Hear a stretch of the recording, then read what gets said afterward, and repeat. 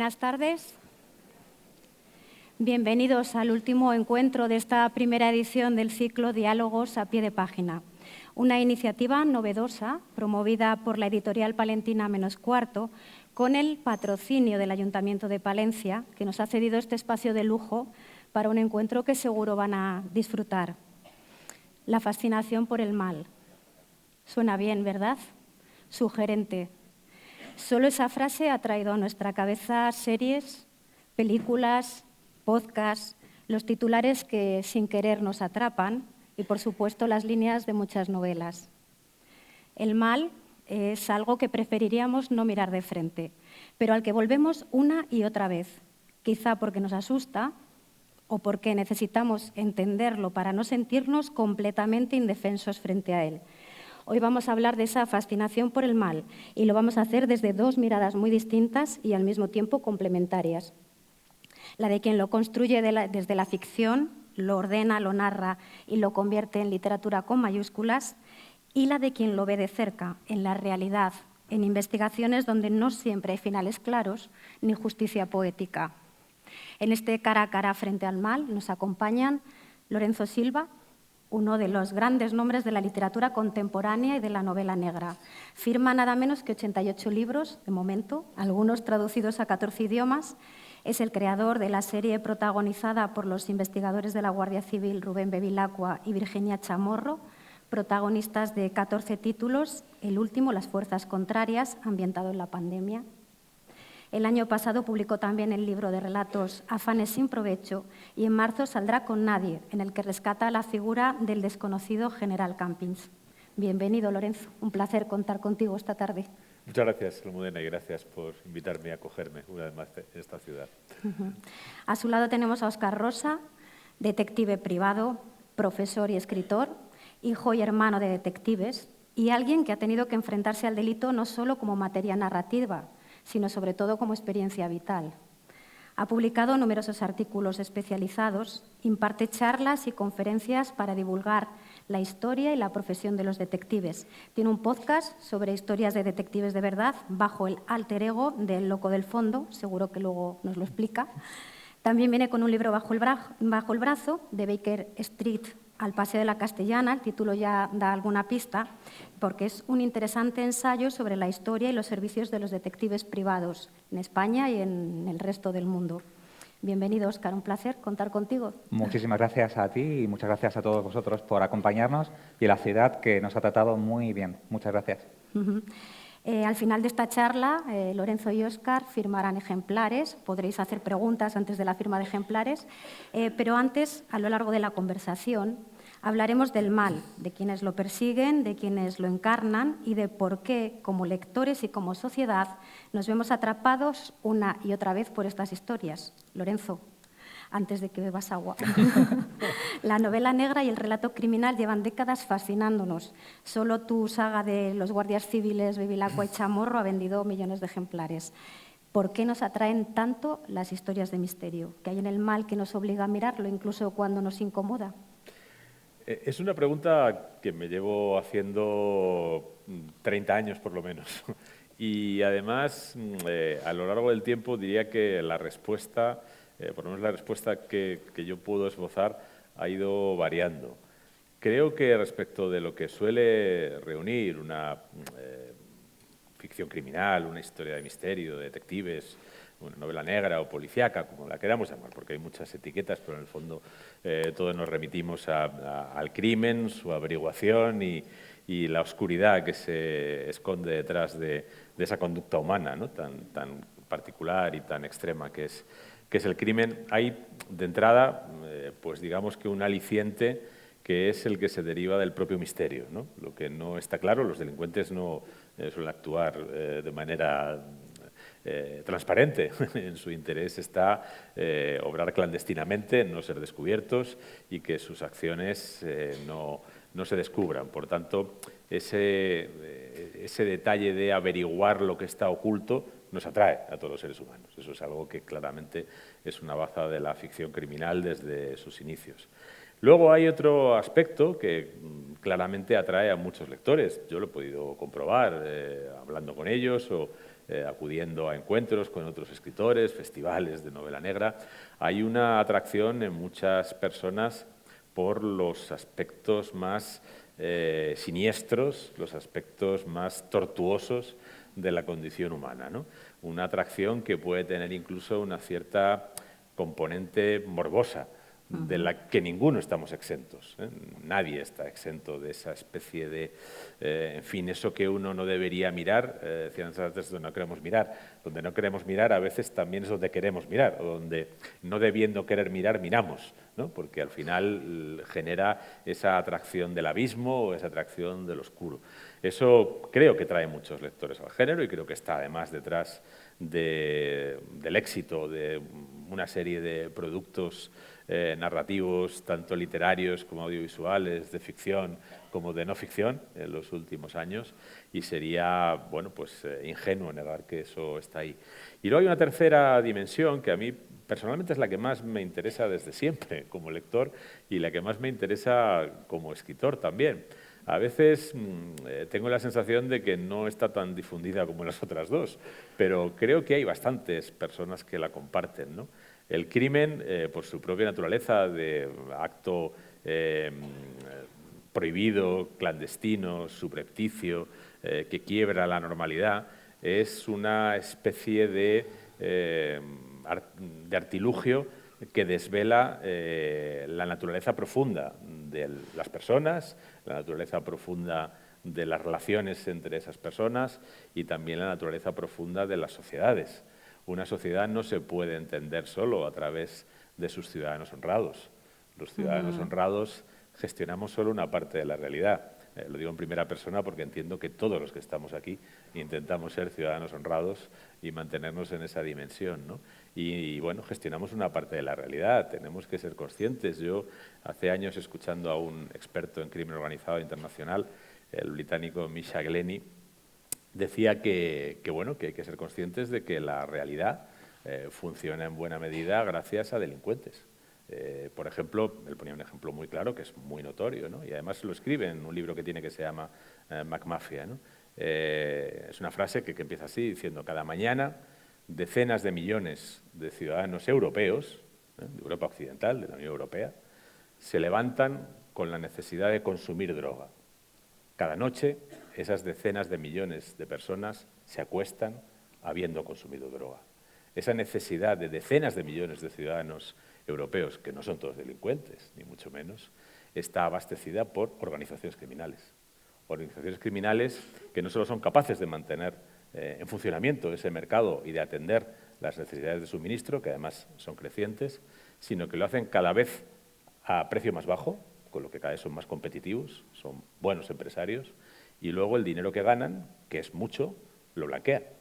Y ese blanqueo pues, puede producir, por ejemplo, algo que afloró con motivo de una redada contra la camorra napolitana en España, en la que se detuvo a varias personas, pero se incautó una treintena de negocios. Hoteles, restaurantes, lavanderías.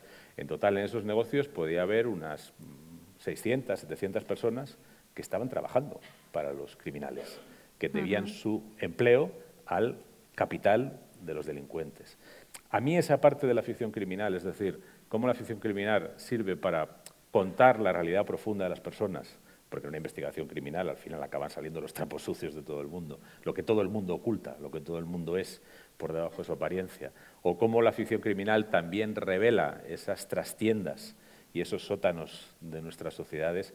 Eso a mí me interesa bastante más que las otras dos cosas y espero que le interese a algún otro lector aparte de a mí.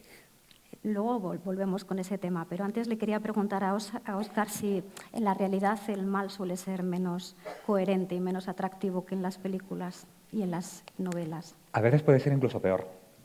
Desde el punto de vista de detective, en España el detective privado, por ejemplo, no puede investigar un asesinato o no puedo investigar una organización criminal porque el detective privado en España no puede investigar un delito público. ¿Qué ocurre? En muchas ocasiones nosotros hacemos una investigación y a lo largo de la investigación nos encontramos con un delito y en ese momento tenemos que parar la investigación, comunicarlo a la policía y es la policía la que nos va a decir que continuemos con la investigación o bien que la paralicemos. Pero eso no quiere decir que no conozcamos la parte más fea del comportamiento humano, Nosotros vemos continuamente el engaño, vemos la mentira, vemos la venganza, pero también vemos la crueldad en muchas ocasiones. Y te pongo un caso real. Hace 10 años se pone en contacto con nosotros una residencia de Andalucía, por no decir la ciudad y no decir el nombre de la residencia, que se encargaban de cuidar a personas con discapacidad física y discapacidad mental. Y el modo en el que se pone en contacto con nosotros, o el motivo, mejor dicho, es la directora general, porque piensa que hay un empleado que en horas laborales se queda dormido. Bueno, aparentemente parece una investigación normal por parte de un departamento de recursos humanos. Se trata de entrar con permiso de la empresa, pusimos una serie de cámaras de seguridad para visualizar cómo ese empleado se quedaba dormido. Y la idea era, además era un empleado un poco conflictivo, y la idea era pues preparar una carta de despido y deshacerse de él de algún modo. ¿Qué ocurre? Cuando colocamos las cámaras y empezamos a visionarlas, lo que nos damos cuenta es que no solamente se quedaba dormido él, sino que se quedaban dormidos una media de unos 10 empleados todas las noches. Pero donde se quedaban dormidos era en la cama de los enfermos. Y para quedarse dormido en la cama de los enfermos, en muchas ocasiones tenían que quitar al enfermo de la cama. Y para quitar al enfermo de la cama, en muchas ocasiones, había una serie de maltrato físico, ¿no? Y todavía cada vez que lo recuerdo, y mira que esa historia la he pensado mucho y la tengo dentro de mi alma y del corazón, me dan ganas de emocionarme cuando ves ese tipo de imágenes, porque te das cuenta hasta dónde puede llegar el ser humano. Porque no es uno que tú puedas pensar que tiene un problema emocional o un problema mental, estamos hablando de una media de 10 trabajadores. En ese caso, pues claro, nos pusimos en contacto con la directora general. La sorpresa de ella, claro, no tenía nada que ver el motivo por el que nos pide la investigación con lo que realmente luego ella se encuentra. ¿Qué hacemos? En ese caso nos encontramos con un delito. En ese caso paramos la investigación y lo comunicamos a la policía. Y la policía lo que nos pidió es que continuáramos con la investigación al final para intentar recopilar el máximo de pruebas posibles para intentar llegar a un fin.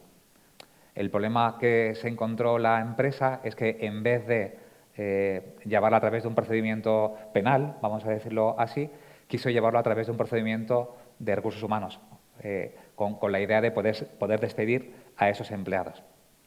Finalmente, también intervino la policía, consiguieron despedir una serie de empleados y al menos hay 4 trabajadores de los que estaban en la plantilla que aún siguen en la cárcel. Y las imágenes pues no las quiero desmenuzar ni transmitirlas, porque creo que ya con lo que he dicho todos tenemos imaginación para hacernos una idea de dónde está ese mal o dónde está esa crueldad, ¿no?, del ser humano.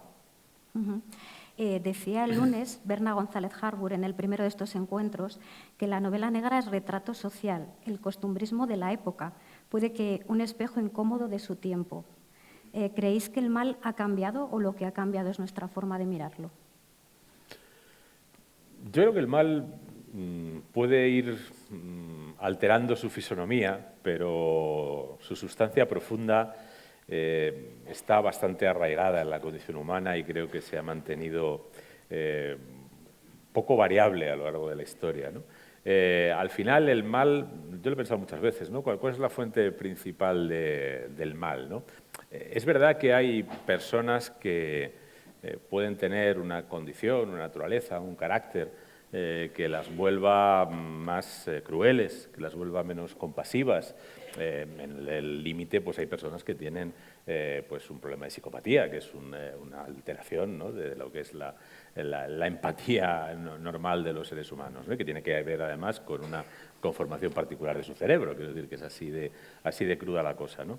Pero dejando eso al margen, el mal, claro, esa gente no es suficiente, no hay tanta de esa gente como para explicar todo el mal que hay en el mundo, ¿no? Por ejemplo, pienso en esta historia que acaba de contar Óscar, ¿no? No podemos pensar que esas 10 personas son psicópatas, no son psicópatas. Esas 10 personas les hacemos una tomografía de estas por emisión de positrones en el cerebro y no van a tener los 10 cerebro de psicópata. A lo mejor lo tiene uno, que es un poco el porcentaje, pero los 10 no lo tienen.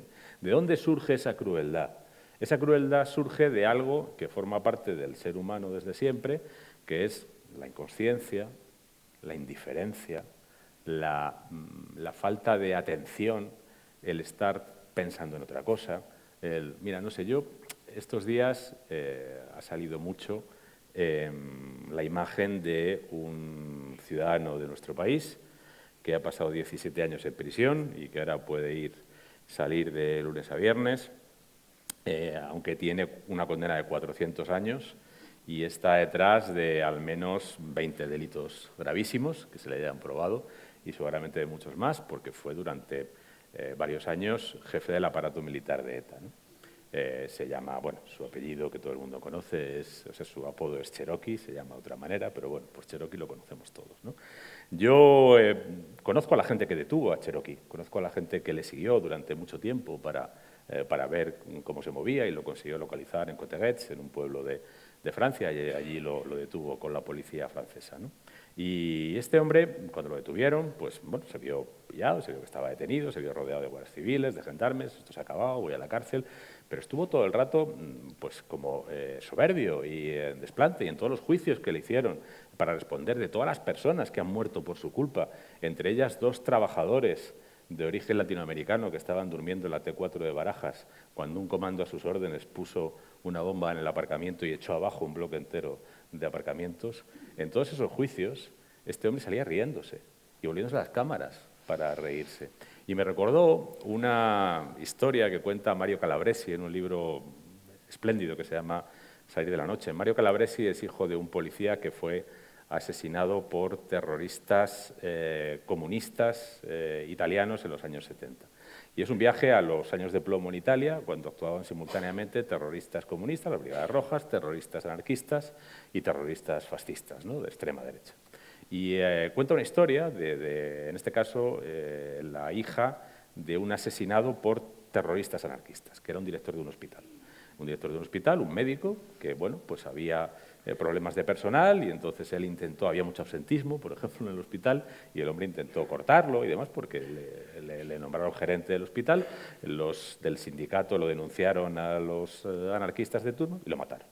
Lo mataron, sin más, ¿eh? Así se resolvió el problema laboral. Y esta mujer contaba que cuando fue al juicio vio a los hombres que habían matado a su padre. Y los vio también riéndose y haciendo bromas y diciendo, dice, entonces me di cuenta, viendo a esas personas, que más allá, o más que decir son unos malvados, lo que yo veía cuando los veía hablar entre ellos, cuchichear, responder con risas a lo que le estaban contando, pensé, y la palabra que utiliza es la italiana correspondiente, los asesinos de mi padre son un grupo de gilipollas. Es decir, son un grupo de gilipollas, son un grupo de descerebrados, son un grupo de inconscientes, son un grupo de personas que no son capaces de hacerse cargo de la realidad que desencadenan con el dolor que han sembrado con sus actos. Esos 10 empleados de la residencia son 10 gilipollas que tienen sueño y para dormir, en lugar de pensar, pues oye, ya dormiré, o me voy a traer un saco, o me voy a comprar una cosa en Decathlon para tumbarme, despojan de su dignidad a 10 personas indefensas que están a su merced, porque son gilipollas. O sea, no son malos, son ignorantes morales. Y de ahí viene buena parte del mal que padecemos. No sé si quieres añadir algo. Sí, yo creo que siempre ha ocurrido. Ese punto de morbo que tenemos por todo lo que ocurre. Desde hace 100 años en los periódicos, una de las secciones más leídas siempre era el punto de sucesos. Recuerdo una vez en la investigación que hice para el libro, me llegué a encontrar con un asesinato que se llama el asesinato de Fuencarral. Y es bueno, una amante, hay por medio una mujer relacionada con su propio padre y bueno, un asesinato que es a través de planchazos. Con una propia plancha es capaz de matar al padre. Pues ese caso fue un verdadero corrillo a través de Madrid porque era ese punto especial que tenemos innato como ser humano, quienes podemos llegar a encontrar pues, situaciones como todas las que estamos hablando hoy en día, a través que vemos por series, vemos por podcast, la posibilidad que hay de muchos más libros que podía haber hace 100 años o hace 150 años, pero creo que es algo que tenemos innato. Los dos investigáis, uno para construir un relato creíble y atractivo, en el que además se desarrolla una investigación interna, el otro para resolver un caso y que el cliente se quede satisfecho, ¿no?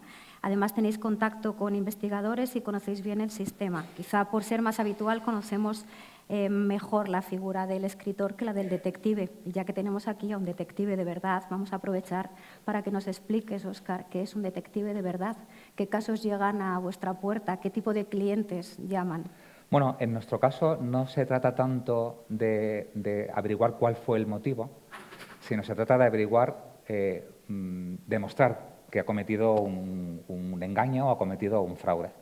El tipo de cliente que tenemos suelen ser aseguradoras, suelen ser empresas privadas, suelen ser entidades bancarias, despachos de abogados, suelen ser particulares, hacemos asuntos familiares, nos pueden contratar, por ejemplo, para investigaciones de pensiones compensatorias, investigar, por ejemplo, custodia de hijos para saber si a la hora de la hora acordada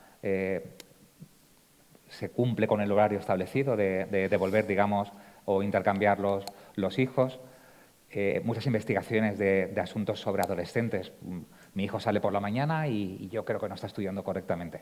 O desde el instituto me está diciendo que no va a la clase. ¿Mi hijo qué hace? Pues pones un detective privado y ese detective privado va a ir al parque y le va a dar información a los padres que su hijo no está yendo al instituto y está fumando estupefacientes o bebiendo cerveza desde las 10 de la mañana. Trabajamos para despachos de abogados que principalmente hacemos informes de solvencia, localización de domicilios. Localización de domicilio principalmente es búsqueda de herederos o búsqueda de testigos, por ejemplo. Hacemos mucho. Investigaciones de solvencia, informes comerciales. Una empresa va a trabajar con otra, nos pide una investigación para saber si esa empresa, no tengo una bola de cristal para saber si va a pagar o no va a pagar, pero sí al menos te puedo hacer una radiografía de esa empresa a día de hoy y decirte cuál ha sido su trayectoria de pagos, cómo son los administradores, si han sido otras empresas, si está físicamente donde dice que tiene que estar. Y luego trabajamos muchos para aseguradoras en esas investigaciones de siniestros laborales, gente que es capaz de incendiar la casa para intentar obtener una indemnización o capaz de pactar con un amigo que hemos tenido un accidente de tráfico para intentar obtener una indemnización por latigazo cervical y luego es mentira. Y luego hay un gran auge en la actualidad sobre investigaciones de bajas laborales. Y aquí sí me gustaría hacer un detalle importante y es que un departamento de recursos humanos cuando se pone en contacto con nosotros no nos pide una investigación al azar. Cuando nos pide una investigación de un posible fraude laboral es porque tiene una sospecha detrás, porque sabe que Antonio Torres, que es como se llama el empleado que lo tiene de baja desde hace 3 meses, hay otros compañeros que le están diciendo, oye, he visto a Antonio que está corriendo por el paseo marítimo y se supone que tenía que estar tumbado en la cama porque está recién operado y no se puede levantar. Esos son el tipo de investigaciones que hacemos. Por eso el porcentaje de éxito que hay cuando nos piden ese tipo de investigaciones siempre es muy alto, porque siempre hay un motivo detrás. Y luego hay otro tipo de investigaciones que a mí particularmente son las que más me gustan y son asuntos de padres. Por ejemplo, me viene a la mente un padre que tenía una hija de 50 años, nunca llegó a conocer a su hija porque en esa relación de noviazgo que tuvo, cuando ella se quedó embarazada, pues a él le entró el pánico y decidió no hacerse responsable de esa criatura. Ella, a los pocos meses, pues volvió con un antiguo novio que tenía y esa niña pues creció con el primer novio de la madre. Y después de los 50 años, pues ese padre quiere ver a su hija.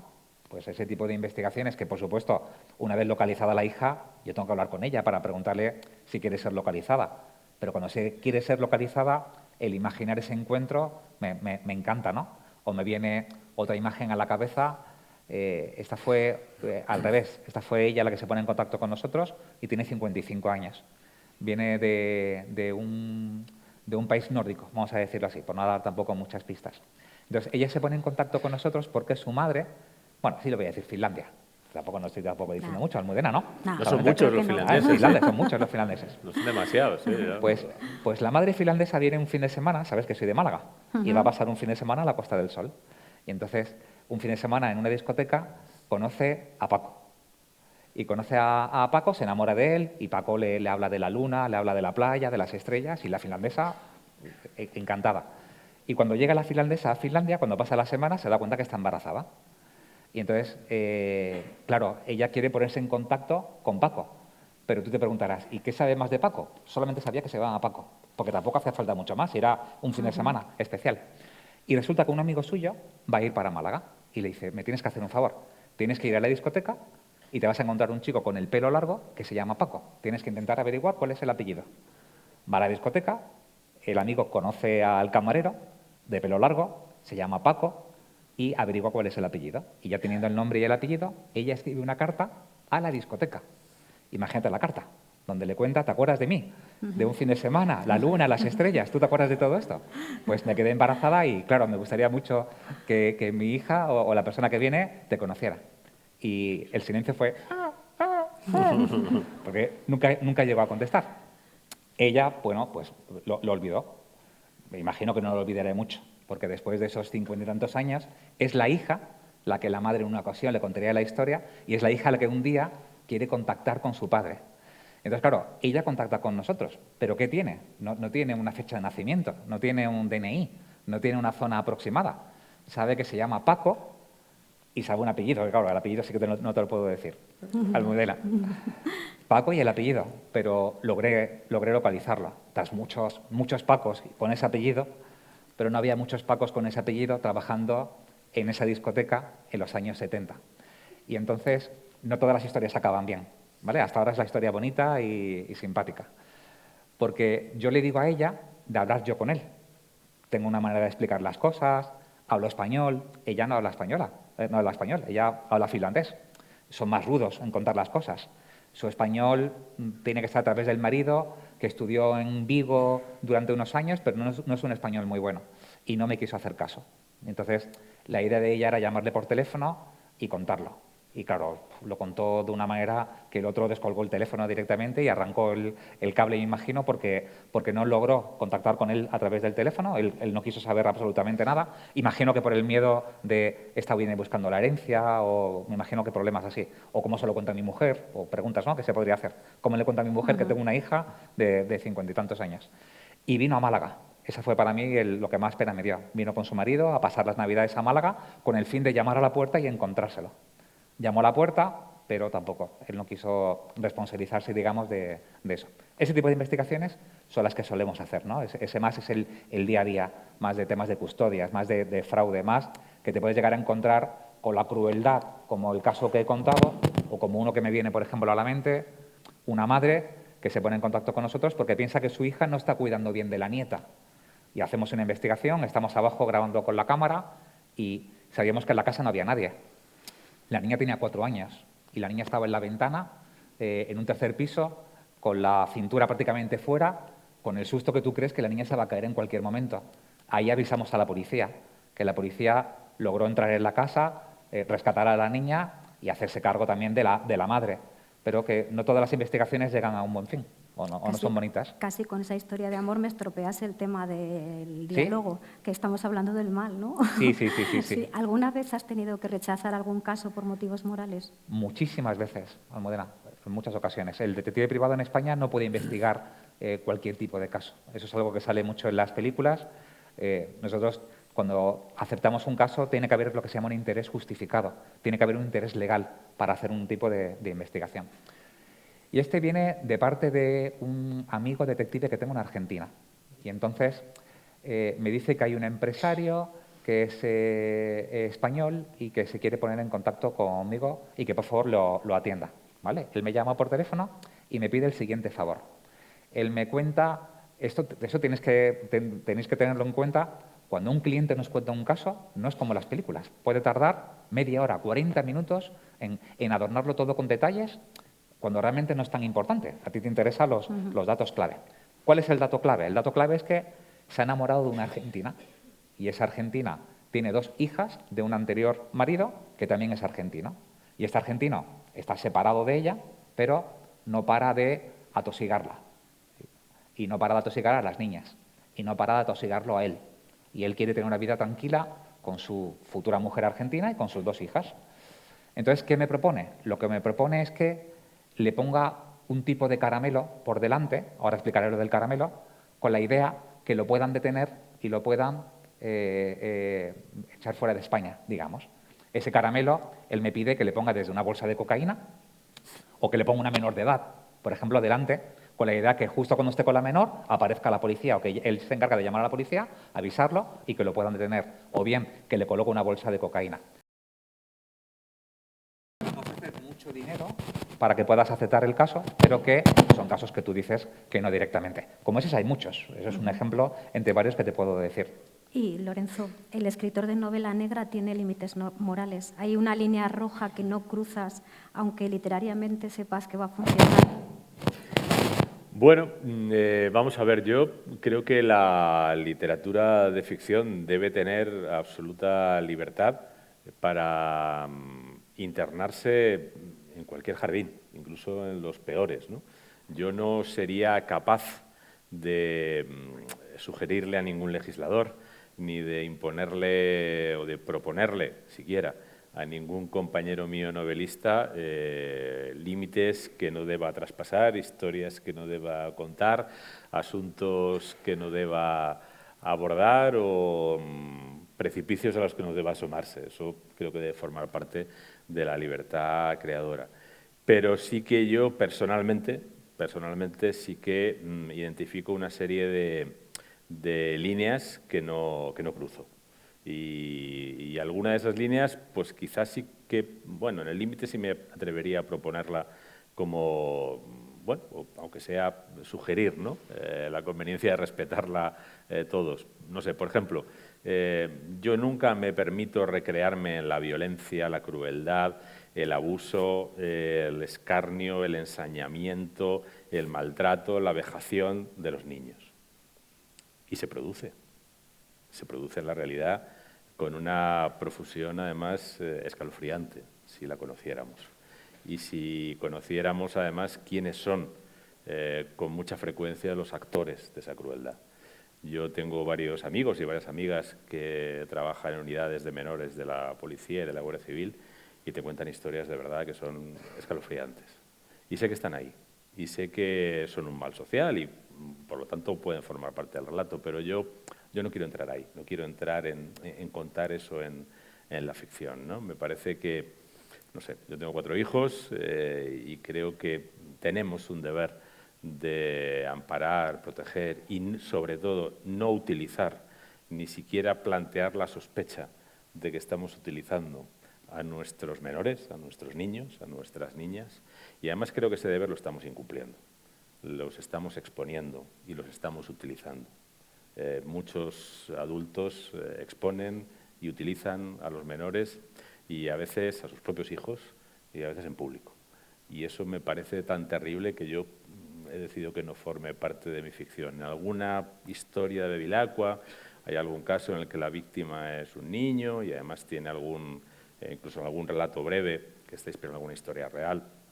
La víctima es un niño y yo ahí omito detalles, quiero decir, ahí no cuento absolutamente nada, cuento lo mínimo indispensable y ese recurso que veo en otros autores de ficción, tanto literaria como audiovisual, de mostrar la crueldad, el daño, el sufrimiento de los niños, eso para mí es una línea roja. Otra línea roja que yo tengo es que cuando trabajo en una ficción que tiene como referencia, o como presupuesto, o como inspiración, aunque sea lejana, un crimen real que tiene víctimas reales, víctimas que en algún caso sobreviven, porque no todas las víctimas de un crimen, ni siquiera no todas las víctimas de un homicidio mueren, la persona que es objeto del homicidio muere, pero muchas veces sobrevive una madre, sobrevive una esposa, sobreviven unos huérfanos, que también son víctimas de ese crimen. Cuando yo trabajo con material que viene de ahí, una regla que me impongo es que lo que yo cuento tengo que tratarlo de manera que no agrave el daño que esas personas ya han sufrido. Y si alguna vez lo que me encomiendan es no una ficción, porque a veces yo he hecho reportajes, incluso reportajes periodísticos sobre estas historias reales, de crímenes reales, pues sí que tengo mucho cuidado de contar lo que necesito contar, de contar lo que ya ha trascendido, porque está en sumarios públicos o demás, pero sin forzar las tintas, incluso de lo que ya se sabe, en lo que puede ser dañino para personas que ahí siguen, y desde luego en no desvelar nada que no sea necesario desvelar y que pueda ser dañino para terceras personas. O sea, yo estudio Derecho, y los que estudiamos Derecho romano. Y cuando estudias Derecho romano te enseñan una máxima latina que es alterum non ledere, no dañar a otro si lo puedes evitar. Al final de La innombrable, de Lorenzo Silva y Noemí Trujillo, hay una frase poderosa y a la vez desconcertante que dice: la verdad es implacable, duele y no reconforta tanto como dicen. Yo os pregunto, ¿hasta dónde conviene saber ¿Qué es peor, no saber o saber demasiado? No sé quién... Buena pregunta, ¿eh? Buah, aquí yo creo que cada uno que preguntes te va a dar una respuesta distinta. Yo preferiría no saber tanto, en mi caso. Lo que sí es cierto es que en nuestra profesión, cuando acudan a nosotros es porque quieren saber la verdad. Me viene a la mente los casos de desconfianza de pareja. A mí me gusta llamarlos así, no me gusta llamarlos de otro modo. Y en muchas ocasiones en España ya no necesitas una investigación ni un informe para que un juez pueda aceptarte un divorcio. Hace 30 años sí, tú necesitabas un informe para que hubiera una prueba y un juez te concediera el divorcio. Hoy en día el que se quiera divorciar lo puede hacer. Cada vez menos acuden a nosotros para esas investigaciones de desconfianza. Y cuando acuden a nosotros saben que hay algo detrás.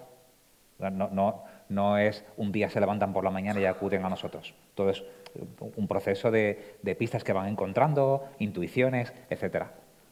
Y ahí quieren saber la verdad. Y la verdad, esa verdad, yo nunca me he enfrentado a ese tipo de verdad, pero ponerte delante de alguien y enseñarle fotografías o contarle que su pareja pues, ha estado en una habitación de un hotel o ha estado en una ciudad cuando se supone que estaba en otra, a lo mejor en un congreso, pues eso tiene que doler. Pero nosotros, como detectives privados, nos contratan para la verdad. Nos contrata una aseguradora para saber qué ha ocurrido con ese siniestro, si es verdad o no. Una empresa nos contrata para saber si es verdad esa baja laboral o no es verdad. Nos contratan para saber si esa empresa dice que está donde tiene que estar. Entonces, nosotros, dentro de esa búsqueda de hechos, que son los que tenemos que investigar para, al fin y al cabo, realizar un informe y que ese informe va a acabar siempre en manos de un juez. En definitiva, es la verdad. Trabajamos con la verdad como herramienta.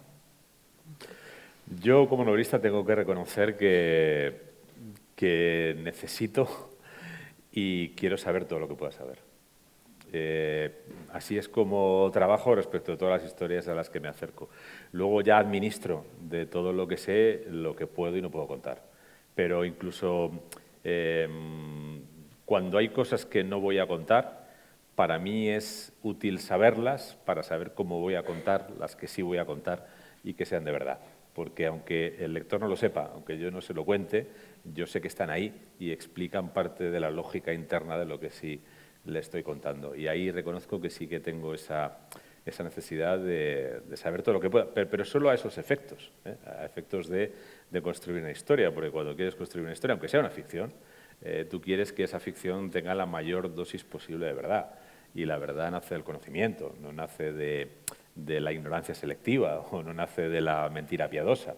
La verdad nace del conocimiento a veces crudo, profundo y rotundo. Luego, lo que sí creo es que el narrador pues, tiene el derecho y a lo mejor también el deber de administrar todo eso para no, para no dispensar innecesariamente verdades que son perjudiciales, ¿no? O verdades que pueden ser nocivas o que pueden ser incluso destructivas.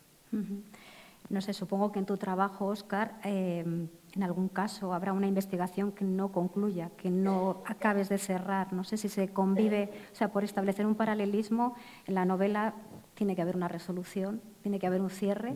En la realidad, a veces, ese cierre no es posible. No necesariamente, o no necesariamente. Eso luego lo podemos discutir. Sí. Si Verás, tienes razón, pero ocurre algo. Sí te diría que la investigación tiene una caducidad de tiempo. Tiene que haber una fecha de entrada en esa investigación y tiene que haber una fecha final. ¿Por qué los detectives privados? Preguntabas cómo es el detective privado real. Me olvidé decirte que en España hay que estudiar 3 años, un título para ser detective privado. Y no fumáis en pipa ni nada de eso, ¿no? ¿Perdón? No lleváis pipa, ni lupa, no ni llevamos gabardina, pistola, ni pistola. gabardina. Bueno, gabardina sí he traído, pero porque me gusta la gabardina. Tengo una de Hugo Boss, que es preciosa, de color negro, ya te la enseñaré. ¿Qué ocurre? Que nosotros, cada investigación que hacemos tiene que ser legal. Para que sea legal tiene que haber un informe detrás. Entonces, cada investigación que un cliente nos pide, nosotros tenemos lo que se llama un libro de registro. Entonces, dentro de ese libro de registro tenemos que incorporar una fecha de entrada, la fecha del inicio de la investigación, pero siempre tiene que haber una fecha final, porque una vez al año nosotros recibimos una inspección por parte de la Policía Nacional. La Policía Nacional tiene una sección que se llama Seguridad Privada, que es quien nos regula. España es el primer país del mundo con una profesión regulada desde el año 1951. Y una vez al año pues recibimos una inspección por parte de la policía que nos pide ver los contratos de los clientes, uno al azar, y nos pide ver una investigación al azar. pero dentro de ese libro de registro que la policía va a querer ver, las investigaciones tienen que tener una fecha de inicio y una fecha de final, que no te dicen de cuánto tiempo puede ser. He hecho investigaciones que he tardado 1 hora en hacerlas, porque han sido muy sencillas, investigaciones que han durado más de 1 año y medio o 2 años, porque no es fácil, porque es un entramado de empresas, porque hay empresas internacionales, porque tienes que pedir a lo mejor información a un registro mercantil de un país extranjero y tarda más de lo que te gustaría, pero en definitiva siempre tiene que haber una resolución. Otra cosa es que en muchas ocasiones la resolución no es la que el cliente le gustaría recibir, o incluso tú no quedas 100% satisfecho, pero porque muchas veces no depende de uno. La investigación es en muchas ocasiones la que es, ¿no? ¿En literatura es imprescindible la resolución o los finales abiertos también? Para mí no es indispensable. Incluso no es imprescindible que el investigador y de su mano el lector adquiera la certeza de que se ha identificado a todos los responsables y de que los responsables vayan a responder ante la justicia, porque bueno, también depende de la concepción que tenga cada uno de la literatura, ¿no? Y de la literatura de ficción. Hay autores dentro del género que legítimamente pues eligen una ficción que siempre debe conducir a algún tipo de gratificación para el lector. Y en aras de eso sacrifican digamos, el realismo, ¿no? o la verosimilitud del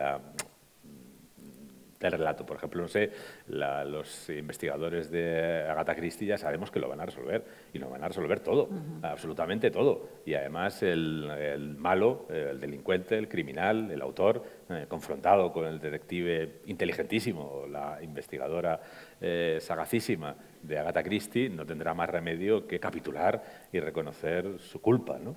Bueno, pues el objetivo de ese relato, legítimamente, de esa autora, es proporcionar al lector la gratificación. Oye, aquí ha habido una ruptura del orden social, del orden moral, y oye, que aquí hay un personaje que lo restaura y te lo da restaurado y te vas a la cama tranquilo con todo bien empaquetado, ¿no? Bueno, y es legítimo que esa sea su prioridad. Mi prioridad no es esa, mi prioridad es que la ficción refleje conflictos, problemas, soluciones y realidades humanas de las que conocemos cuando salimos a la calle, ¿no? Y de las que se producen en relación con el crimen, pues en esas calles, ¿no? Donde se producen los crímenes y donde salen a investigar quienes tratan de resolverlos. Y esa realidad nos dice que hay, bueno, en un país como el nuestro, donde además tampoco hay demasiados homicidios, por ejemplo, si hablamos de eso, ¿no? La tasa de homicidios es una tasa envidiablemente baja. Hombre, no es celebrable, ¿no? Porque la única tasa celebrable es 0 homicidios por cada 1.000.000 de habitantes, ¿no? Pero España, que es un país de 50 millones de habitantes, al año tiene escasamente 300 homicidios. Eso es muy poco. Hay ciudades estadounidenses que no alcanzan el 1.000.000 de habitantes y que doblan esa cifra de homicidios, ¿no? Entonces, bueno, pues no son muchos, y además, como no son muchos, la mayoría se resuelven. O se podría decir al revés, como la mayoría se resuelven, no son muchos, porque en los países donde el índice de resolución es muy bajo hay un incentivo para cometer homicidios, ¿no? Es una manera de resolver problemas, sobre todo resolver problemas engorrosos. Aquí el que comete un homicidio debe saber, si está medianamente informado, que sus probabilidades de quedar impune son menos de 1 entre 20. Y claro, eso hace que la gente se lo piense, ¿no? Pero bueno, los homicidios se dan, ¿no? Y esos homicidios que se dan, pues creo que uno tiene que contarlos con atención a esa realidad, y forma parte de esa realidad que a veces los crímenes no se resuelven. Y a veces no se resuelven no porque el criminal sea habilidoso y el policía muy torpe. A veces los crímenes no se resuelven pues porque se han cometido de tal forma, por circunstancias a veces azarosas, ajenas al designio del criminal, que le han dado una ventaja que la policía no es capaz de deshacer. Pues porque se produce una situación de falta de pistas, de falta de testigos, de falta de, por suerte, por lo que sea. Luego también hay, pues no sé, hay crímenes que a lo mejor cuando hablas, por ejemplo, de una gran organización criminal. Una gran organización criminal, por ejemplo, en el ámbito de la droga, para que su negocio funcione, recurrirá con cierta frecuencia al homicidio. Y tú a lo mejor podrás pues identificar quién es el autor material de ese homicidio con relativa facilidad. Llegar a probar que ha dado la orden de ese homicidio el gran autor, que es el dirigente máximo de la organización, que nunca se comunica con los sicarios, que nunca se comunica ni siquiera con los traficantes, eso es tan difícil que a veces hay personajes que son los que más culpa tienen que no resultan perseguidos penalmente. Eso se produce.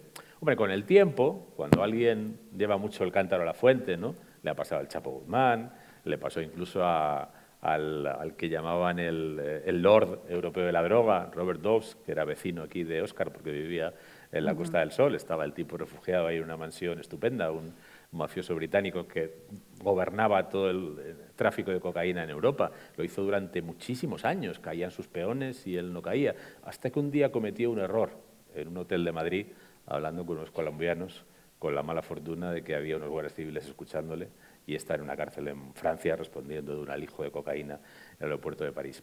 Pero durante todos esos años fue impune. Durante todos esos años fue impune. Y a veces hay investigaciones donde no llegas... Mira, yo recuerdo, yo conocí a los guardias civiles que investigaron el caso de Rocío Baninkoff. Rocío Baninkoff, que es un caso por el que inicialmente se acusó a una mujer que fue condenada por un jurado popular. Fue condenada por un jurado popular. Fue procesada por un juez de instrucción. El procesamiento fue confirmado por la Audiencia de Málaga. Fue sometida a un juicio y el jurado popular la condenó. Y después de todo eso, pues hubo una revisión, no se confirmó el veredicto porque tenía una serie de errores y años después apareció un individuo que se llamaba Tony Alexander King, a quien se acabó imputando ese crimen, ¿no? Bueno, pues hablando con esas personas que estuvieron muchos meses en esa investigación y viendo todos los mimbres de esa investigación, ¿por qué acabó la investigación apuntando a esa mujer en primera instancia? Pues había una serie de indicios difíciles de explicar de otra manera que con su implicación en el crimen que condujeron a imputarla y a que un juez de instrucción la procesara, a que una audiencia confirmara el procesamiento, a que un jurado la condenara. Es decir, todo eso era así. Y, sin embargo, pues luego apareció otra persona a la que se acusó del crimen y otro tribunal lo condenó y está condenado él en la cárcel y ella está libre, ¿no? Y si tú me preguntas a día de hoy, y a día de hoy esta es la verdad legal, durante mucho tiempo, por cierto, ella no tenía un sobreseimiento definitivo. Es decir, subsistían de tal manera las dudas que la causa tenía respecto a Dolores Vázquez, que fue la inicial acusada, un sobreseimiento provisional, porque ni siquiera el juez tenía la certeza de que no pudiera tener ninguna participación. Si tú me preguntas, después de haber dedicado muchas horas hablando con esas personas, después de haber visto los autos, después de confrontar con unos y con otros, ¿qué fue lo que pasó? Al margen de la verdad legal, ¿qué es esta? Está condenado Tony Alexander King y ella en este momento está exonerada. Pero si me preguntas en conciencia, ahí hay elementos para pensar todo. Y el propio equipo de guardias civiles estaba dividido. Personas que habían compartido la misma investigación, unos estaban convencidos de que Dolores Vázquez era la asesina y otros tenían muchas dudas y pensaban que se estaban equivocando.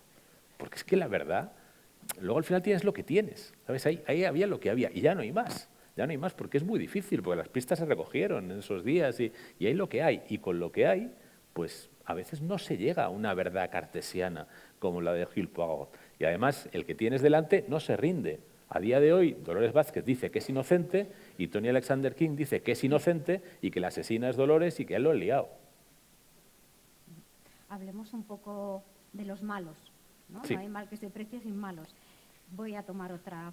¿Querías Sí, comentar algo? es que me he acordado de un... Tengo que anticipar lo que voy a contar la historia, que soy cinefocíaco cáncer, tengo mucha imaginación y luego tengo una intuición que lo habitual es que me suele funcionar. Uno de los tipos de trabajos que hacemos es para aseguradoras norteamericanas y es un tipo de investigación que se llama Well and Alive, bien y vivo. Entonces, cuando un ciudadano norteamericano fallece en España, nos piden una investigación que se trata más de protocolo, más de ver si el certificado de fallecimiento está en regla, si ha estado en el tanatorio, si ha ido al hospital. Y luego, esta aseguradora norteamericana, si quiere que el cuerpo viaje a Estados Unidos, se encargan absolutamente de todo. Lo habitual y lo normal es que todo está en regla y todo está normal. Pero hace 5 años nos piden una investigación de un matrimonio de la Costa del Sol, de la zona de la Sarquía. Ella aparentemente estaba sana porque nos hicieron llegar los papeles del médico, de su historial médico, teníamos el papel del alta en urgencias porque asistieron a urgencias, el documento del certificado de fallecimiento por parte del tanatorio ¿Y qué es lo que ocurre? Lo que ocurre es que ella tiene 85 años, es un matrimonio y lo primero que me pide el cliente es que hable con los vecinos. ¿Vale? Yo hablo con los vecinos y pregunto por ellos. Y los vecinos lo primero que me dicen es que estaban todo el día entero discutiendo. Pero discusiones que se escuchaban con voces muy altas. Me voy al tanatorio, el tanatorio me costó mucho que me pudieran confirmar la información, pero me certificaron que el mismo documento que yo tenía era el mismo que tenían ellos. Y donde más dificultades tuve fue en el hospital de la Sarquía, porque yo tenía un papel que era el historial médico y otro papel del alta en urgencias. Por temas de protección de datos no querían darme ningún tipo de información, entonces tan solo lo que les pedí es que se quedaran con mi papel y que me verificaran si el papel que yo tenía con el alta médica coincidía con lo que ellos tenían. Y entonces me dicen que todo está bien, pero que hay un error. Y el documento que yo tengo, la hora de salida es distinta de la que ellos tienen. Lo cual, mi intuición, esta que tengo, me decía, ostras, aquí, ¿por qué habrá hecho esto? ¿Por qué habrá cambiado la hora de salida? Vale. ¿Cómo fallece la mujer? La mujer, por la mañana, parece que se encuentra mal.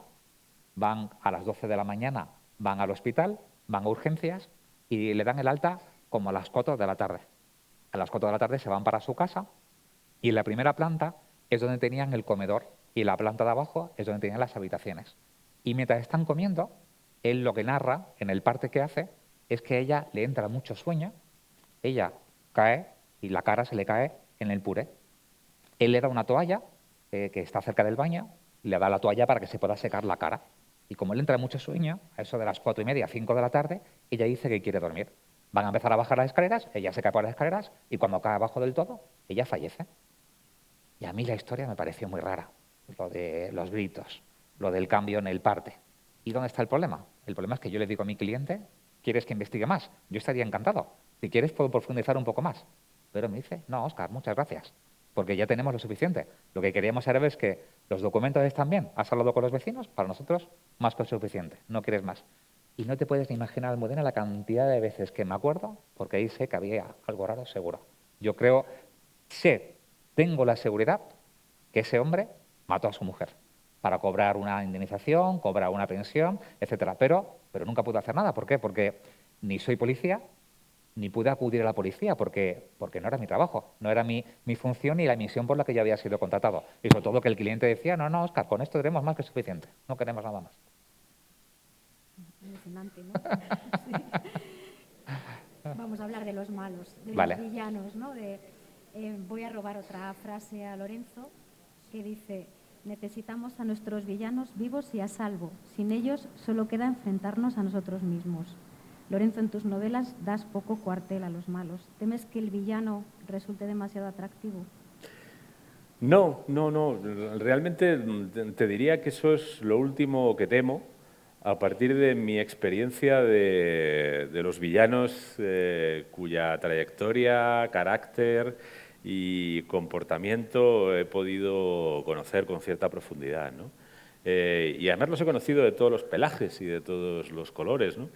Yo ejercí la abogacía durante 12 años, no me dedicaba a asuntos penales prioritariamente, pero me vi en asuntos penales. Y me vi con villanos de todo tipo. Me vi con villanos que eran pobres infelices. Recuerdo la única vez que yo he estado en una sala de justicia ejerciendo como acusación particular y, por tanto, pidiendo prisión para una persona. Esa persona era un pobre infeliz. Era un drogadicto que no controlaba su adicción. Coincidía que a la vez era electricista y tenía capacidad para trabajar en instalaciones con mucha tensión y se dedicaba a robar cobre para pagarse la droga. Y como consecuencia de eso, estos son, quiero decir, de entrada es un ladrón y lo que provoca es un daño patrimonial. Pero cuando operas en instalaciones a 20.000 voltios, generas un peligro enorme, no para él, que sabe manejar los cables, aunque también corría ciertos riesgos, pero, por ejemplo, este hombre robaba cobre en un transformador, dejaba la puerta abierta en una plaza donde había niños jugando, que se podían meter en el transformador y quedarse con 20.000 voltios achicharrados, ¿no? Y por eso pues hubo, cuando se le detuvo y demás, pues hubo que, la idea era meterle miedo, ¿no? Pero cuando yo me vi allí, cuando lo vi delante del tribunal, dije, este es un pobre hombre que se ha visto en un lío, que ha empezado a hacer el idiota, que no sabe lo que está haciendo, y si a este hombre lo mandan a la cárcel con la cantidad de canallas de 7 suelas que estarán en la calle, yo voy a estar 6 meses sin dormir. Afortunadamente no lo mandaron a la cárcel, le pusieron una condena que le asustó, pero no tuvo que entrar en prisión. Y este es un villano en el fondo, y muy peligroso, ¿eh? Le podría haber costado la vida a unos cuantos niños, y para sus padres habría sido esa persona, pues, no sé, la mayor calamidad de sus vidas, ¿no? Y era un villano, pero era un infeliz. O también he conocido, pues, personas encantadoras, a quien nadie nunca le cerrará ninguna puerta, todo lo contrario, se le abrirá siempre un bedel, una ordenanza, un ujier uniformado, porque van bien vestidos, porque tienen buenos coches, porque tienen buena posición, y que eran personas absolutamente sin escrúpulos y absolutamente rapaces y absolutamente inmorales e indignas. Y bueno, podían ser inteligentes en otros aspectos, pero en su faceta de delincuentes a mí nunca me consiguieron fascinar. Me parecían personas llenas de carencias, ¿no? En su círculo había otras personas que en lugar de hacer lo que ellos hacían, pues intentaban llevar adelante su vida honradamente. Para ellos era más difícil, pero para mí eran personas mucho más meritorias que estos tomadores de atajos, ¿no? Y luego, pues no sé, durante un tiempo yo me dediqué bastante a indagar, investigar sobre criminales muy peligrosos, y además criminales que sí que despiertan cierta fascinación en algunas personas, ¿no? Por ejemplo, miembros de organizaciones terroristas, y en particular miembros de la organización terrorista que más entretenidos nos ha tenido, ¿no?, en este país durante medio siglo. Y he conocido muchos detalles de estas personas, ¿no? Y no sé, pues por ejemplo, te puedo decir que en el seno de ETA pues había personas, estoy pensando cosas concretas que me acuerde ahora, ¿no? Pero por ejemplo, hay un momento de la evolución de ETA, y son personajes que, ya te digo, para muchos, para otros son malvados, para otros son héroes fascinantes, ¿no? Y son gudaris y cosas estas, ¿no? Y algunos de esos gudaris pues son gente, por ejemplo, que se rateaba en el dinero que se daban, ¿no? O sea, los jefes daban poco dinero a los comandos, que vivían un poco comiendo espaguetis y demás, y había cartas de los comandos diciendo: aquí estamos nosotros en un piso de mierda, comiendo mierda, y vosotros os dais mariscadas en el puerto al que vais, al restaurante del puerto al que vais a comer. O sea, miserias de este tipo, miserias. O, por ejemplo, entraban a detener un comando y se encontraban pues que cada vez tenían más droga. O sea, que estaban emporrados todo el día para poder aguantar el aburrimiento. Fíjate qué cosa tan heroica, ¿no? O, no sé, por ejemplo, a mí me contó, yo tuve oportunidad de entrevistar a un miembro de ETA, o sea, hablar directamente con él, y hay un miembro de ETA muy conocido, en un momento además que producía admiración a los suyos e incluso fascinación a quienes éramos sus víctimas, ¿no? Que era uno de los componentes del llamado colectivo Artapalo, Francisco Mujica Garmendia, alias Paquito. Era el jefe militar de ETA en un momento en el que ETA además era muy fuerte militarmente y podía llegar a producir 100 asesinatos al año en España, es decir, que era, pues eso, alguien que tenía en jaque a un Estado y que era un tipo absolutamente fascinante. Bueno, pues yo, para mucha gente era un héroe, y para otros era fascinante, pues era una encarnación del mal supremo. Además era un tío muy frío, con unos ojos así, una mirada muy... Bueno, pues hablando con un miembro de la organización, me dijo que él coincidió una vez con Paquito, porque él estaba persiguiendo la Guardia Civil y fue a un piso franco, un piso de seguridad que tenía, porque dice, es que me iban a detener, y finalmente lo detuvieron, por cierto. Y llegó de noche al piso de seguridad para intentar refugiarse, para que no le pillara la Guardia Civil, y llamó y le abrió Paquito, que estaba en el piso de seguridad. Y entonces le dijo: oye, déjame pasar, que me estaba persiguiendo pues, los chacurras y tal y cual. Y Paquito le miró y le dijo: aquí no te metes, a mí no me metes en problemas. Y dijo: hombre, pero que me van a pillar. Y Paquito sacó la pistola de atrás, le apuntó a su compañero y le dijo: lárgate de aquí, para no caer él. Es decir, ¿qué fascinación te puede producir esta gente? Sí, que muchas veces son... ¿Qué fascinación? Los malos no son tan glamurosos, ¿no?, como nos los Yo, mira, por pintan. ejemplo, tuve oportunidad de entrevistar en prisión, muchas horas además, y fue bastante generoso, a un tipo relativamente notable, ¿no?, como era Juan José Moreno Cuenca, alias El Vaquilla, ¿no? Un tipo que tenía algunos aspectos, bueno, lo convirtieron en héroe cinematográfico, ¿no? Y era un tipo inteligente, ¿eh? Era un tipo inteligente, autodidacta, en fin, con una infancia muy terrible y muy desamparada, no conoció a su padre, su madre estaba en prisión, sus hermanos eran todos delincuentes, sus hermanos mayores, que eran medio hermanos además. Bueno, o sea, un horror, todo un horror, ¿no? Y él tenía ciertas cualidades respecto a partir de esa situación, ¿no? Por ejemplo, se hicieron muy famosas unas imágenes en televisión que le persiguió la policía por Barcelona a tiros por las calles y finalmente pues la cosa acabó fatal porque él se acabó llevando un tiro y su compañero también se llevó un tiro y hay unas imágenes grabadas que las podéis ver, que el vaquilla está en el suelo con un policía que le tiene puesta la rodilla, lo tiene esposado, tiene un tiro metido el vaquilla y está preocupándose por su compañero. Con un tiro metido él. Le dice, atended a mi compañero, ¿no? Y todo el mundo, pues personaje heroico.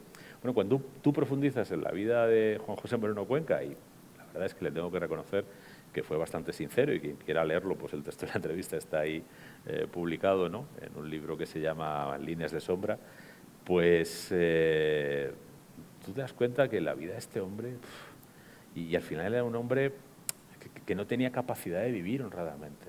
Él me lo reconocía, o sea, dice, yo es que ya no sé vivir honradamente. O sea, yo me he arruinado la vida por muchas oportunidades que me han dado. Precisamente yo os iba a preguntar qué creéis que es lo que lleva a una persona a hacer el mal. Pues la codicia, la envidia, la indiferencia hacia el dolor del otro. ¿Qué motivos son los que el habitualmente...? Miedo, la codicia... Todo junto, ¿no? Todo junto. Pero no estamos hablando de nada que tenga grandeza. El miedo no tiene grandeza, la codicia no tiene grandeza, la indiferencia no tiene grandeza, la inconsciencia no tiene grandeza. No estamos hablando de nada que tenga grandeza. Estar en contacto con el mal, como estáis vosotros, a nivel narrativo, a nivel laboral, inmuniza o deja cicatrices. Hay fantasmas que nos dejan dormir, hay historias que os han cambiado la forma de ver las cosas. Es duro decirlo, pero inmuniza, de algún modo. Son las horas de vuelo que vas adquiriendo, se hace una especie como de costra y hay cosas que dejan de sorprenderte cuando estás empezando y todo es muy sorprendente según qué tipo de hallazgos, y conforme vas avanzando en casos reales, en horas de vuelo o en investigaciones, pues te inmuniza. Esto no quiere decir que no dejes de tener empatía con el cliente y con las personas, no me refiero a eso, pero sí que hay según qué tipo de asuntos y de investigaciones que no te sorprenden tanto o que no te afectan tanto. Si bien hay otras que las tiene ahí, que son tus miedos, como 2 o 3 casos que os he contado, que recurres a ellos de vez en cuando, que los tienes en mente y que no te los puedes quitar. Los tienes ahí pegados con pegamento. Yo creo que tienes que, al final, desarrollar una especie de cuero que te proteja, ¿no? De piel un poco más gruesa. Lo que no creo que sea bueno, y mira, yo tengo bastantes amigos que, en algún caso, yo tengo algún amigo que ha estado 40 años investigando crímenes violentos y, en particular, homicidios, ¿no? Y he visto muchísimas cosas. Y, naturalmente, por ejemplo, este hombre trabajó fundamentalmente en la Comunidad de Madrid, que no es muy grande. Y dice su mujer, a la que también conozco y que es buena amiga, dice, con este no se puede ir porque es como el del Sexto Sentido, ¿no? En ocasiones, no, todo el rato ve muertos, ¿no? O sea, vas por la carretera y dices, ahí levantamos el de los colombianos, ahí levantamos... Claro, la Comunidad de Madrid tampoco es tan grande, con lo que no se puede circular sin que él tenga un cadáver en cada esquina, ¿no? Y este hombre, que lo ha visto todo, quiero decir, todo, desde cadáveres de mujeres jóvenes descuartizados, todo lo que quieras, porque la Comunidad de Madrid ha pasado de todo dentro de que no es el lugar más violento de la Tierra, ¿no? Pues mira, por ejemplo, luego lo puedo contar, ¿no? Lo he contado público además. Este hombre investigó el asesinato de Eva Blanco, una niña pues, que realmente tenía 16 años, si no recuerdo mal, 15, 16 años, de Algete, que desapareció una noche y apareció asesinada, acuchillada y violada en una cuneta, ¿no? La investigación duró 18 años. Fue tan larga que del equipo que la empezó, el único que la terminó fue él. Todos los demás se han venido jubilando, ascendiendo, yéndose y tal, ¿no? Una investigación que parecía que daban 2 años para que prescribiera. 2 años. Y en 2 años ya se libraba el autor, ¿no? Y no tenía ninguna pista, cero, porque es que a veces pasa esto. Es que la relación entre quien luego se descubrió que era el asesino y la niña era cero, ninguna. Se habían encontrado de noche, bajo la lluvia, en una carretera, por la que la niña había ido viniendo, había salido con los amigos, había separado de ellos, en fin, un poco de imprudencia, lo que tú quieras. Nadie había visto nada, no había ningún vínculo. Esa persona ni siquiera vivía en ese pueblo. O sea, era todo real. Y luego, para colmo de males, estaba lloviendo torrencialmente. Con lo que cuando apareció el cadáver, me lo decía mi amigo, no tenía ni sangre. O sea, estaba lavada completamente, ninguna huella, absolutamente nada. Solo había ADN. Pero claro, el ADN lo tienes que cruzar con algo. Y se llegó a plantear tomarle el ADN a todos los hombres de Algete, cosa que no se hizo porque era... el juez, yo creo que con buen criterio, apreció que eso era inconstitucional y que no se podía hacer. Tú puedes tomar sobre indicios, no indiscriminadamente. Bueno, pues al cabo de 18 años, no voy a contar toda la historia, es un poco prolija, pero bueno, alguien oyó que había una técnica nueva de análisis estadístico-matemático de ADN en la Universidad de Santiago de Compostela, llevaron la muestra, el resultado del análisis fue que con mucha probabilidad era un hombre de origen magrebí, argelino, marroquí y tal. Con eso empezaron a mirar el censo de Algete de aquellos años que lo habían guardado en previsión y empezaron a encontrar personas, muchos de ellos habían emigrado, encontraron un señor que había emigrado a Alemania y lo llamaron y le dijeron, oiga, ¿usted nos daría la de...? Pues sí, mire, voy a jugar al golf a Málaga precisamente y pasaré por Madrid. Quedaron en una rotonda, le tomaron el ADN y cuando hacen el cotejo, no 100%, pero un porcentaje tan alto que tenía que ser un pariente muy cercano. El violador y asesino era su hermano, que vivía en un pueblo de al lado cuando el crimen, pero que ahora estaba en Francia, donde había rehecho su vida, tenía una mujer, 2 hijos y demás, y allí fueron a detenerlo, ¿no? Al cabo de 18 años se presentaron delante de él 2 guardias civiles, acompañados de 2 gendarmes, y los gendarmes le explicaron en francés, porque el tipo hablaba francés, que, bueno, que le reclamaban en España, y el autor, que era un tipo, bueno, que a 18 años se había olvidado, pensaba, pues le respondió así muy, no, esto es un error, aquí no, porque no había visto los guardias civiles. Y uno de los 2 guardias civiles, que además me lo contó él a mí directamente, dice, cuando vi que decía que hay un error y tal, dice, mira, me dio tanta rabia, porque él estaba destinado al Algete cuando el crimen, y él había estado en el levantamiento del cadáver. Y dice, mira, me levanté, el gendarme era alto, pero yo me puse en puntillas para levantarme por encima del gendarme y le dije, en Algete no nos equivocamos, en español. Se quedó blanco y a partir de ahí pues lo trajeron a España y no llegó al juicio, se suicidó en prisión. Pero a lo que voy, este hombre, que lo ha visto todo, cuando ya tenían el convencimiento de que tenían al asesino, fueron a ver a los padres de Eva Blanco. Fueron a verlo él y el capitán, que ahora es coronel y que ha sido uno de los mandos de la UCO, ¿no? Han visto de todo esas 2 personas. Y me contaron que cuando fueron a ver a los padres y les dijeron, lo tenemos, y es él, y no tenemos ninguna duda. Dice, durante media hora, los padres y nosotros 2, lo único que pudimos hacer fue llorar. Y llorar, y llorar, y llorar. Y yo cuando me contó esta historia pensé, mira, tienes que hacerte un cuero, pero no te puedes hacer una coraza. Porque si dejas de sentir el dolor al que responde tu trabajo, a lo mejor empiezas a equivocarte en lo que haces y empiezas a perder el sentido de lo que estás haciendo. Bueno, creo que con los pelos de punta, ¿no? Vamos a dar el micrófono al público, por si alguna persona quiere aprovechar esta oportunidad para preguntaros, ¿no? O para rematar un poquito este encuentro con más curiosidades que podáis resolver. La verdad es que es difícil verlo, ¿no? Desde aquí, pero sí, creo que hay alguien por ahí. ¿Sí? No sí, sé, nos van a iluminar. No sé si hay alguien o no lo veo, pero bueno.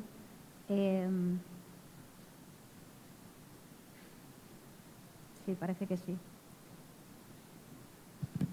Hola, buenas tardes. Gracias por vuestra explicación.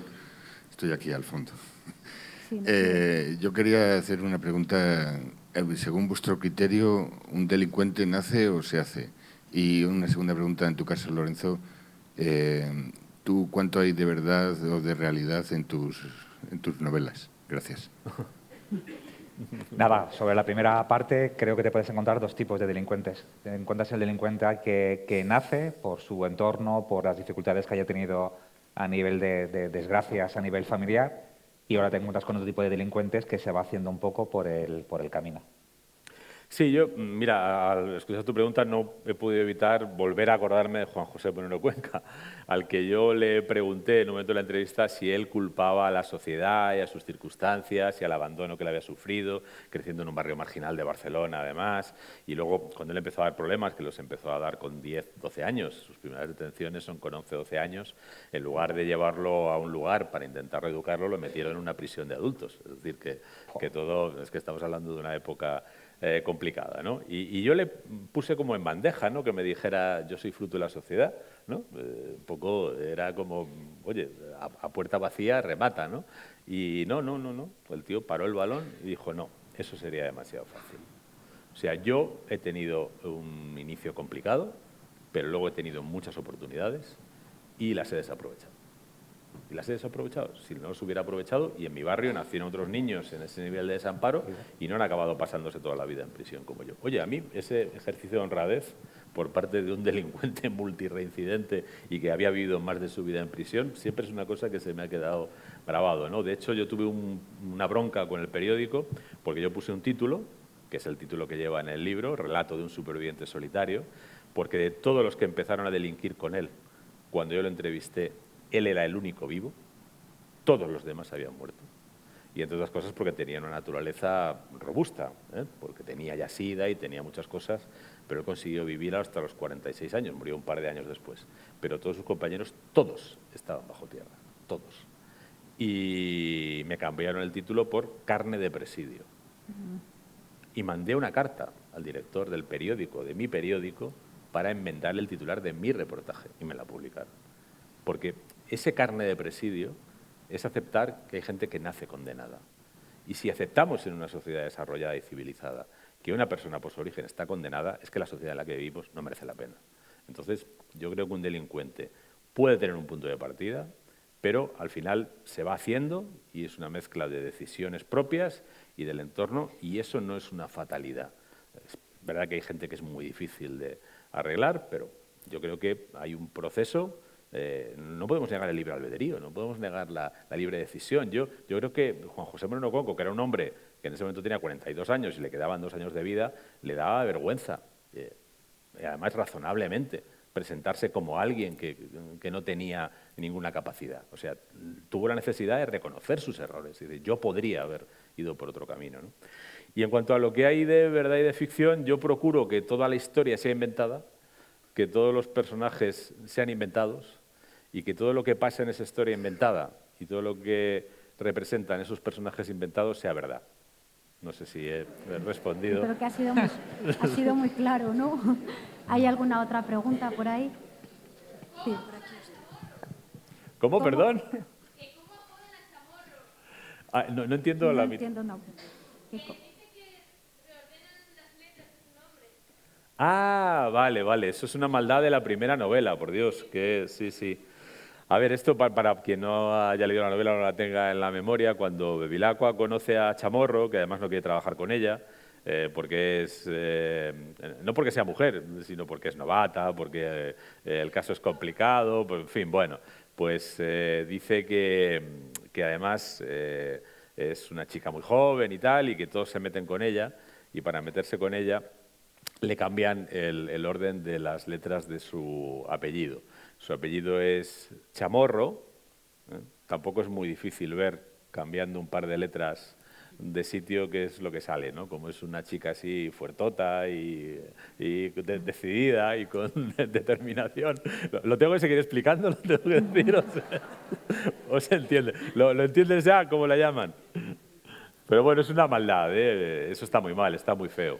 No lo hace Bevilacqua, dice que lo hacen otros, ¿eh? Pero dímelo, porfa, que yo...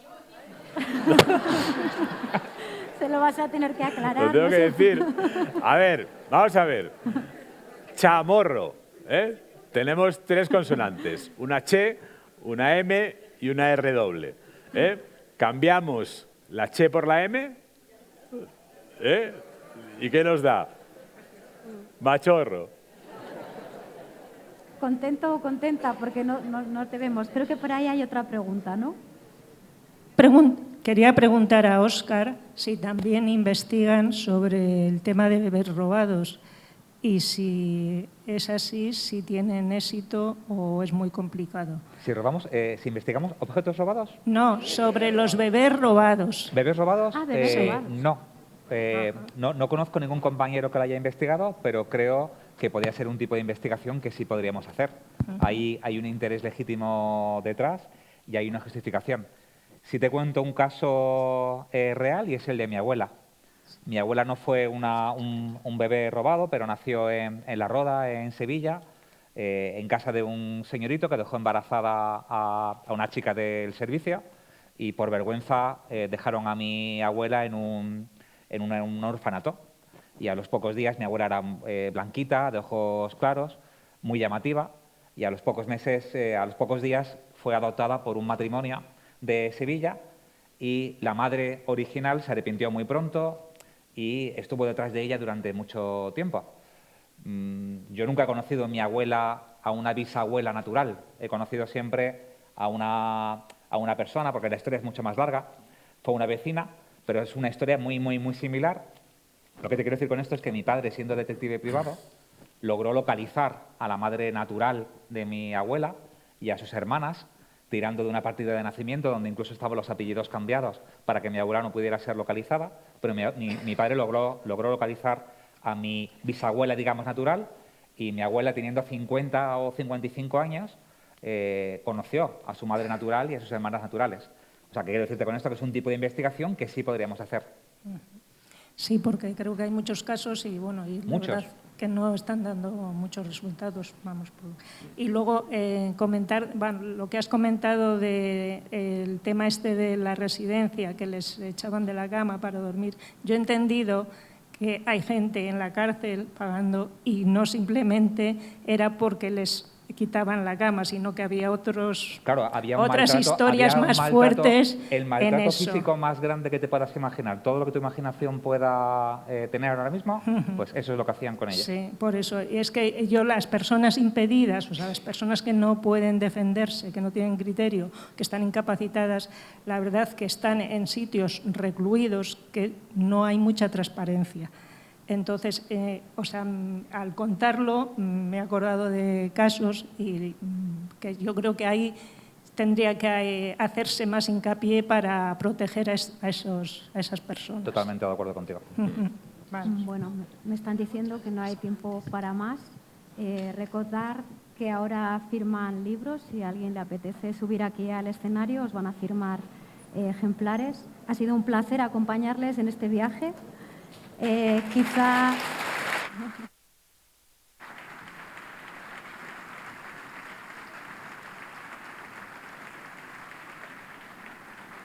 Bueno, yo les iba a decir que quizá la pregunta no sea solo por qué nos atrae el mal, sino qué dice de nosotros esa atracción, ¿no? Entonces, bueno, sean felices, sigan leyendo, no dejen de leer y no olviden que el diablo enreda por todas partes. Buenas tardes. Gracias. Muchas gracias, amigos. Gracias a vosotros. Bueno.